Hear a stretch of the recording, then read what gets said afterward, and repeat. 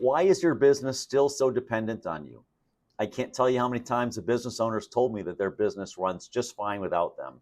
What I can tell you is that after 2 to 3 basic questions, I can expose that fantasy about 80% of the time. So why is this?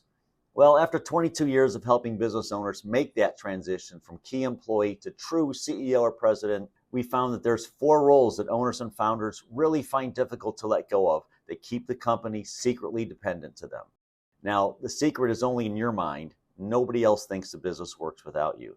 And until you let go of all 4 of these roles, scaling your business will be difficult and just require more of you instead of less of you. We call that the big lie. The first role is what we call the lead doer, and this is the one I've written about, spoken about, and preached for many years. The role of lead doer. In your mind, you are just leading by example or just getting them started.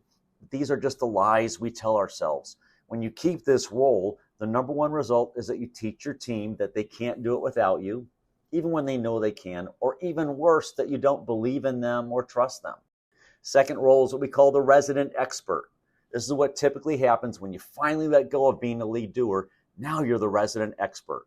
This just continues to teach the team that you don't believe in them or trust them. Now, when you started your business, you probably were the resident expert, and it can be one of the hardest roles to let go of because it becomes part of your identity.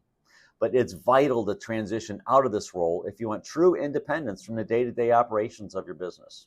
An alternate title for this role should explain why you need to abandon it, ASAP, and that is Chief Bottleneck. Now, that third role is Chief Firefighter. When you're building and growing a business as the resident expert, you also become the Chief Firefighter. This can be a very satisfying role to play in your business. You get to be the hero time and time again. The problem is that superheroitis can be very addicting and once again teaches your team the opposite of what you really need to teach them. The systems and the people need to be the heroes, not you, and your focus should be on eliminating the need for heroic efforts. Every time your business needs a hero, it means there's been a failure some way. A better role for you to adopt would be Chief Fire Preventer. Adopt this role ASAP before you start to grow again. The fourth role is the approver. This is the last role to let go of, and it's being the approver of everything. When the team can't make decisions or spend reasonable amounts of money to get the job done without you, you once again become the bottleneck. Too many CEOs think they're fulfilling their leadership role when approvals come through them. But approval is operations, not leadership. The themes are the same: lack of trust and belief.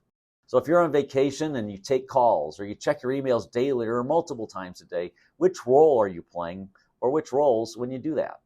If you'd like a better feel for where you need to improve your independence from your business, go ahead and click on the link in the description to schedule a 15 to 20 minute chat to assess which area needs the most attention today.